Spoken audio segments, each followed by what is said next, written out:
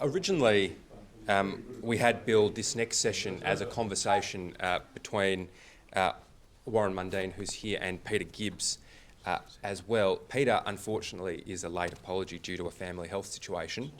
So Warren and I are going to have a very interesting conversation, I think, about some of the history of Indigenous advisory bodies and representative bodies, and Warren's going to share his experience, and then we'll open it up to the rest of you and we'll continue the excellent conversation we've already been having.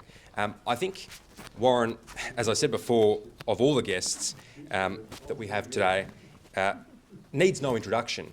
However, I'm going to touch on a few things for the benefit of our conversation. I think most people would be aware that Warren's a former national president of the ALP. I don't think that's a big secret. But I think more relevantly for our purposes, Warren was also appointed the inaugural chair of the Prime Minister's Indigenous Advisory Council under Tony Abbott. And Turnbull. Malcolm Turnbull, yes, as well. And did do a few things that were all right. And he's got a very long history over many decades, a lifetime really, of involvement in trying to advance the situation of Indigenous Australians. He has been involved in a whole plethora, and I'd be here all afternoon if I tried to list them all, but a whole plethora of different charities and groups. He co-founded the Australian Indigenous Chamber of Commerce, chair of the Australian Indigenous Education Foundation. So Warren really has spent a lifetime giving back to Indigenous Australians, and he's one of the people, as Gary mentioned before, that have shown a way forward for young Indigenous Australians. I think he gave an excellent paper at the Society's conference last year in Sydney on that subject, and has been doing a tremendous amount of work to get out there and explain to people what the voice is all about and why it's not the solution and why there are better solutions. He's also one of the national spokespeople, along with Jacinta Price, for Australians for Unity, which is the group that is going to carry forward the No case in the coming months.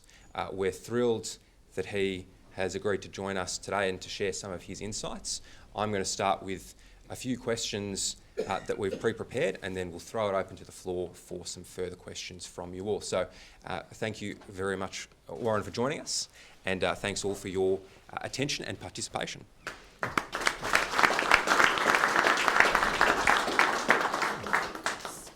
The first part of this function is that we're going to be fighting over the chair. Well, Warren, you take the left turn. You're the man of the hour. I just wanted to start, for those who may have an awareness or may not have an awareness, just by talking about some of the history here.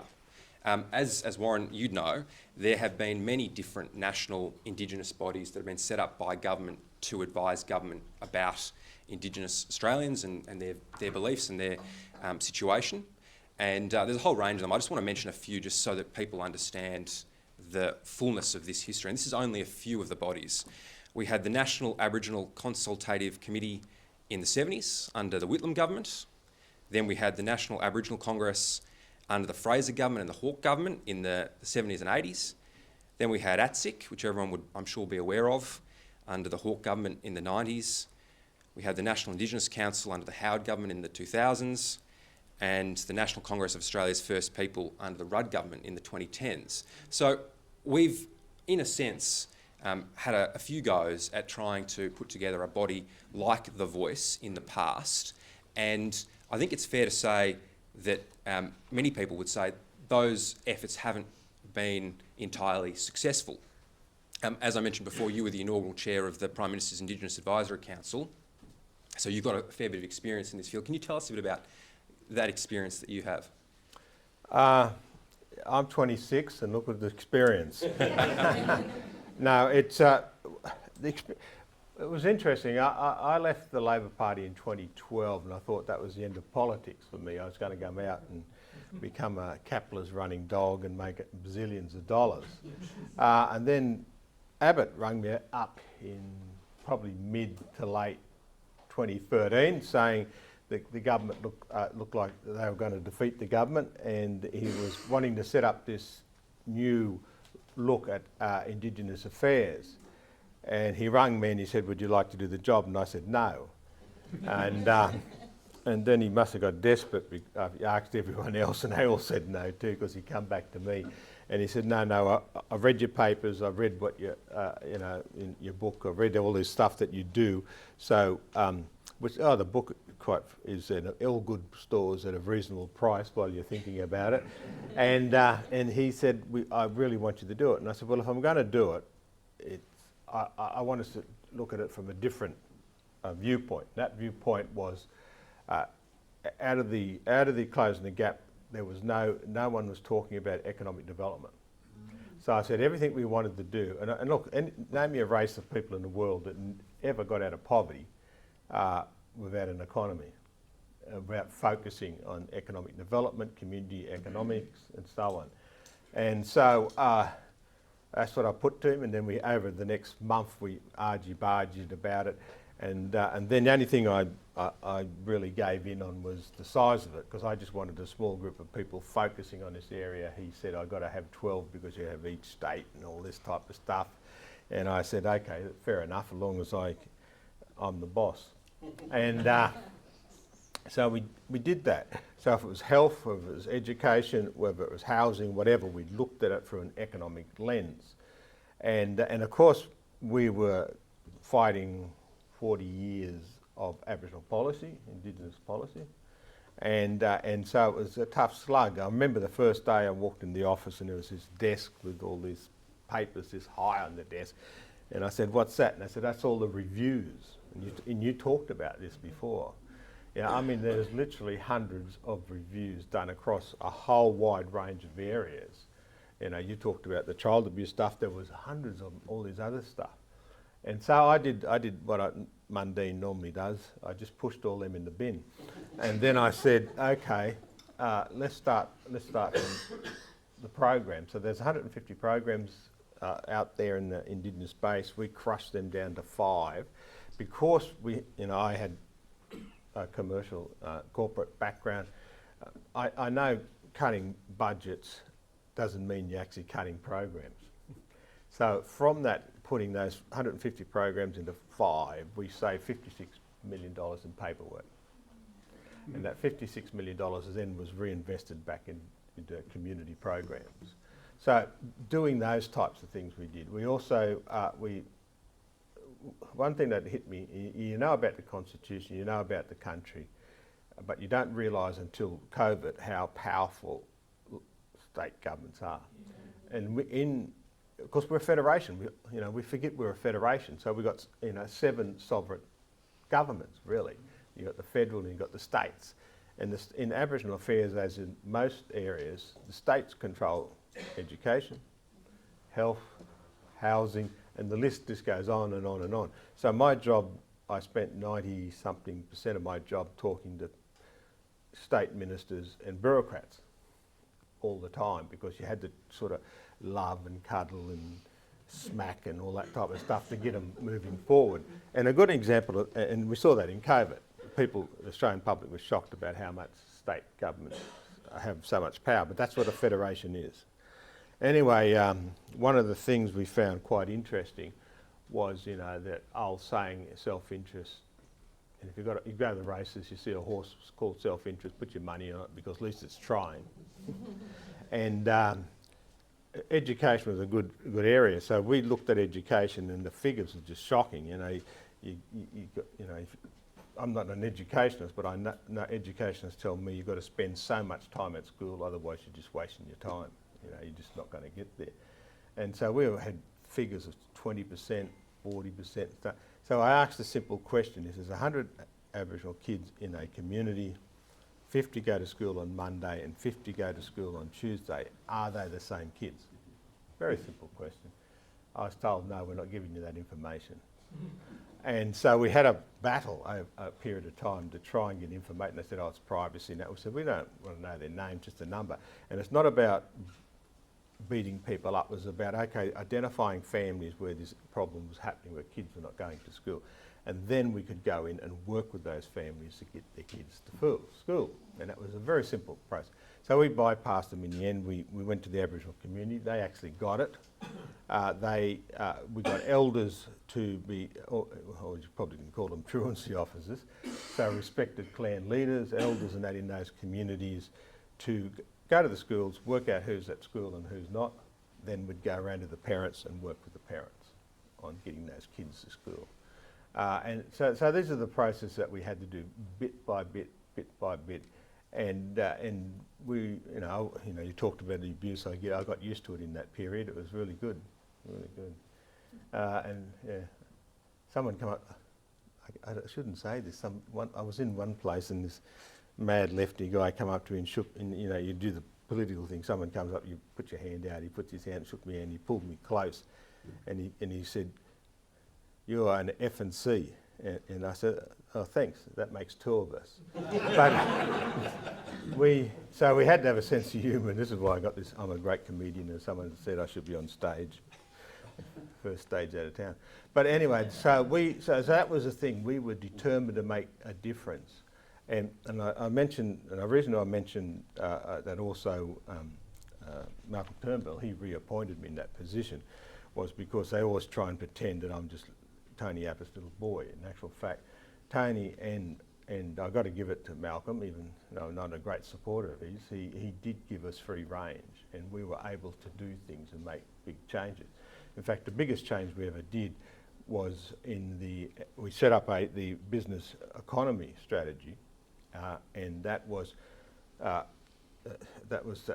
we talked about jobs all the time, but we always putting the cart before the horse. That's right, I've got to work out which the horse is the cart. I'm not a farmer.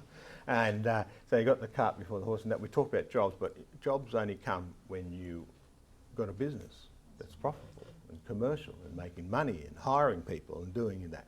So it wasn't rocket science to work that out. We knew over 30 years that governments funded these areas, and then policies changed and governments changed and that. So when the government withdrew money, the businesses closed. So we said, how do we make them sustainable? And so we went for that. We set up the IPP under the Indigenous Business Economy. That was 6.2 million on the launch of 1st of July 2015. And it cost the government for hardly anything. These are contracts that were going to go out anyway. The government was, needed stationery, or you needed tyres for trucks or Commonwealth cars or whatever. These are the contracts that went out. And it had to be on merit. We just didn't give it to an Aboriginal company. So at first it struggled a little bit, but within 2 years it boomed. It went from 6.2 million to over $200 million economy. And then, 4 weeks ago now? 4 weeks ago now, the Indigenous business economy is worth $8.7 billion. Wow. Within 8 years we did this. And that was because I'm a tough old bastard and like to be the boss, and we were focused on real outcomes. 45,000 new jobs had been created. 37% of those new jobs were in regional and remote Australia. And so this is what we saw. Training programs were put in place, so you needed to get a skilled and educated workforce in these areas. And so it was, a really good slog, and I was very proud of that because it has to be the most successful program I had heard any government do ever.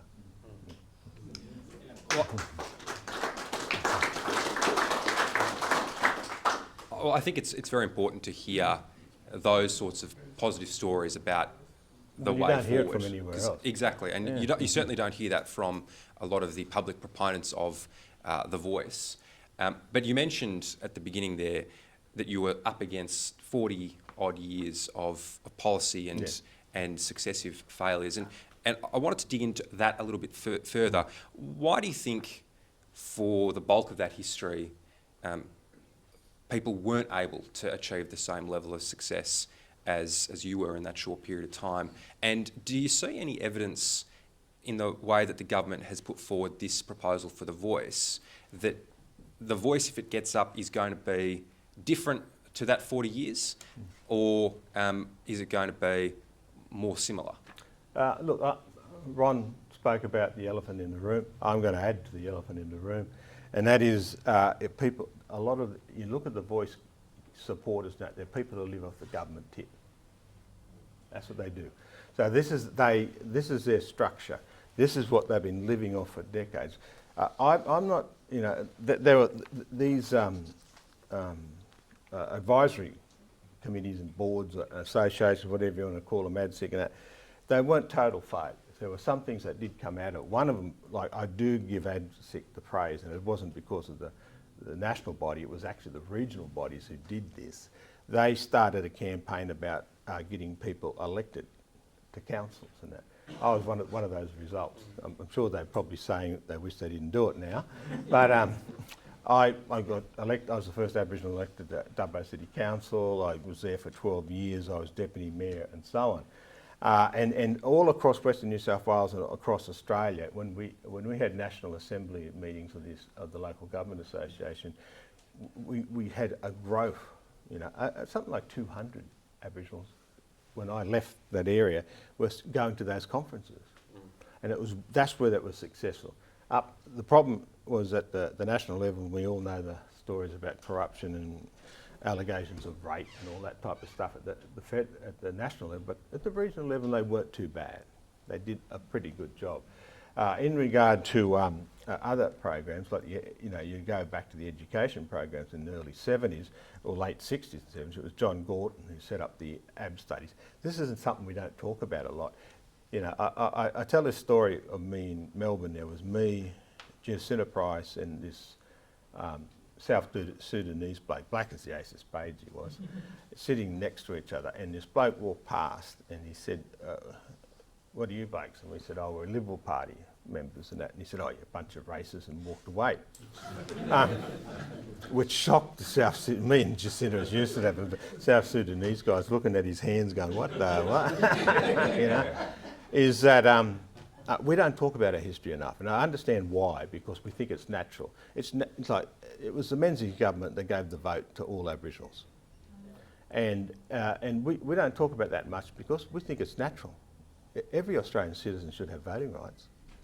It's natural, you know. The AB study program, that was saying the Gordon government, you know, the 67 referendum. I had a bloke, I don't know what they teach them at universities, university bloke come up to me and he said it was Gough Whitlam who did the 67 referendum. And I said, no, you're going to, and I want you to sit down and relax a bit because I'm going to tell you something that may give you a heart attack. It was actually Howard. It started in the Menzies period, and then, not Howard, it started in the Menzies period and it was finished by Holt. And that's the other you know, so we don't talk about that enough. We don't talk about that history, don't see that stuff. And so that's why I'm starting to see some really great things like the Young Liberals put out each of the Liberal Party Prime Ministers with all their success that they did. They put it out in social media. That was brilliant stuff, you know. And even though I'm a super brain, I even learnt some stuff out of that. It was really, really great stuff. Now I've forgotten your question, actually. The voice. The voice. Is it going to be more of the same? It is the same. I'm using their words, okay?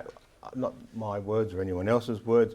They're telling us that this is just an advisory group, right?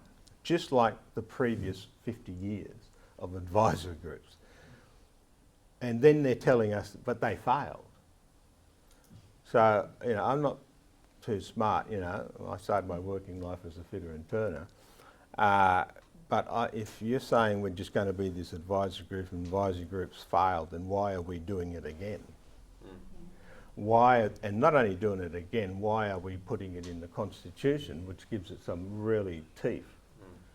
You know, and if it is a panacea, and this is what the Prime Minister said, and the Minister for Indigenous Australia said it after Alice Springs, that if we would have had a voice, this would not have happened. Or, you know, two questions come out of that. One is prove it, and two, if you think it's so good, why don't you legislate now and get it done now? Right. Why are you going to wait, to 2025? This is how long it's going to take. You saw the budget last week, $380 million is set aside for the voice. $380 million. What sort of medical service and childcare service and education program would love that sort of money? I want to get in a little bit more into some of the things you mentioned there about the reviews into the failings of previous advisory bodies. I think some of the key issues that you read these reviews and they all seem to come back to include lack of accountability, lack of financial oversight, but particularly minimal participation from Indigenous people in elections for those bodies. Has the government proposed any solutions to any of those problems, any safeguards to those problems with respect to the voice, or are they just leaving it? They're not. It's just going to be a repeat of the same old. It may surprise people that I'm very much knowledgeable about Aboriginal voting rights.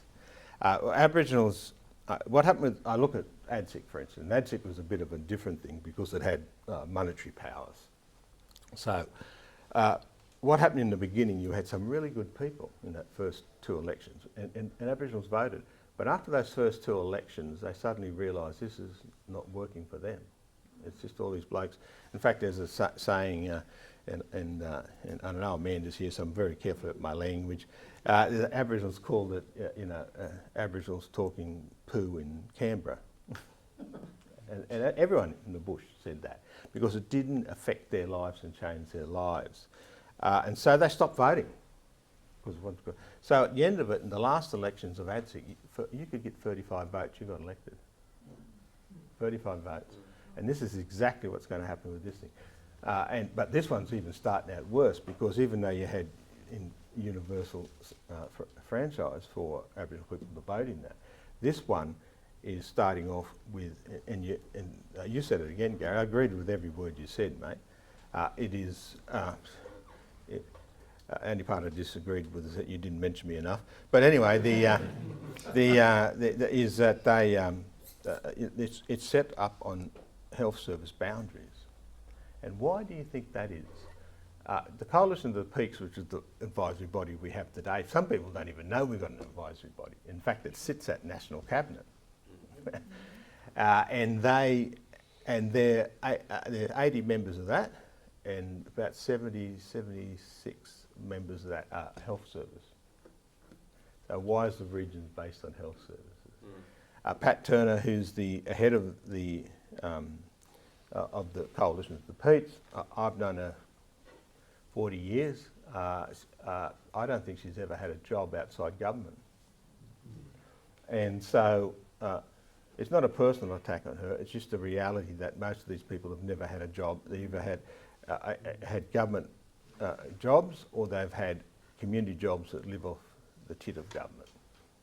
And that's where that thing is. I did a map of Australia with all the Aboriginal tribes and on it, and from ACE, and I got a map of the regions, what they wanted. And I tell you what, so if they're talking about Aboriginal culture and they're talking about representing traditional owners, well, they're not even in the Voice, the Kalma Langton review, not one mention of them. And I got two Aboriginal women who they got PhDs in history and that, very smart to it took them a couple of months to go through that Kalma Langton review, and I did a series of 5 articles in the Australian about the flaws and things about it. So it's how we see ourselves, Aboriginal people. We see ourselves as Australians. We see ourselves also by our family and tribal relationships. That's all gone within the Voice. Well, actually, it's almost as if, Warren, you could read my mind or had advance warning of the questions because you've dovetailed... You did send them, but in typical Mundine style, I was too busy and I didn't read them. Well, there you go, even more impressive. Because you've dovetailed right into my next question. I think that you've been very outspoken, and I think it's been quite powerful, about your belief, and I'm going to quote you directly, your belief that the Voice proposal, as it currently stands, will erase First Nations off the map. Those are your words. Yeah. Can you tell us, you mentioned that before, but can you tell us a little bit more about why that is? And do you believe that meaningful constitutional recognition can still be achieved in spite of the way the government has approached this? And how would you go about it if it were you in charge? Well, I'll put it in general terms. Today, I'm an executive in mining. Okay, I'm a chair of one mining board and I'm a director of another one. And I'm also involved in the energy industry. In fact, my career is built around the energy industry. There is nothing I can do on my mine sites without consulting, negotiating and coming to agreement with Aboriginal traditional owners. Only the traditional owners of that place, that's their land, through native title or land rights legislation. Even if it's not, when I was doing gas pipelines, we still, even though people of that area didn't have land rights or native title thing, we still negotiated and worked with them in that. That's just a fact today. To me, that's a very, very powerful voice, because as Andrew Forrest found out a few weeks ago, he's my former boss many years ago, and was that he wanted to get irrigation out of a river. It was stopped by those traditional owners. So even one of the most richest blokes in Australia was defeated by these traditional owners. We can argue the cons of was that good or was that not good, but that's a powerful thing. That's a voice. That's a really powerful thing. Their concerns to me, and I talk to them, I've got 1,000 Aboriginals who work for me, and I'm probably one of the largest employers of Aboriginals in the country. And they tell me that they're nervous that, okay, if you're going to so you've got all these groups who are negotiating their deals, even with the government, if you want to build a road or a bridge or a rail line or a wharf, you've still got to sit down and negotiate with Aboriginal people. They're concerned that that's going to be overridden by another bureaucracy on top of that, which none of them, they're all from community organisations. And if you do the statistics on community organisations, 95% of Aboriginals aren't members of them. So you've got 5% of Aboriginal people who are going to be controlled. How many people in community organisations at your levels? And it's very small groups, even in the wider Australian community. So they're going to have the biggest say. And then on top of that, in Canberra, so they're concerned that, okay, if we come along and we make an agreement with Fred Blogg's mining company, then, and we're all happy with that arrangement, it goes to Canberra for the Minister for Energy and Resources and that to sign off on. Will the voice through third party agitation then tell that minister not to sign off on it? That's their concern. And their concern really, because we've seen it happen in the past, So now that you've got this constitutional powers, are they going to start interfering with what's happening on the ground and where Aboriginal people, I've been working in the industry for 30 years. You look at how agreements and that are done. In fact, most Aboriginals, like it may surprise some people in Melbourne and Sydney, but most Aboriginals, when you look at the Adani mine, for instance, the vote by the clan leaders was 197 to 1 to support that mine. But in Sydney and Melbourne, you think, it's just a bunch of, a small group of Aboriginals, they all voted against it. And the reason why that is quite clear, because there was 5 court cases, federal court cases over it and high court case over it, and that was never challenged in those cases because it was true. They all support it. So this is the concerns about the voice. Is it going to override the traditional Aboriginal people on the ground who have a strong say in a project and that? And is it going to be hijacked by third parties? When you have a look at it, of the makeup of those community organisations, I would say it will happen a lot.